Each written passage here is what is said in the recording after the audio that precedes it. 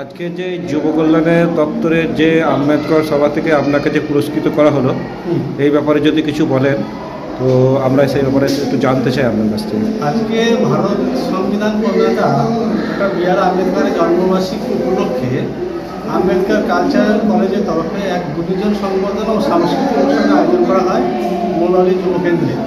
এখানে যেসব গুণীজনদের সম্মানিত করা হয়েছে তাদের মধ্যে আমি একজন। আমাকে মূলত আদালত সংবাদদাতা হিসাবে মহাপ্রাণ স্মৃতি স্বর্ণপদক দেওয়া হয়।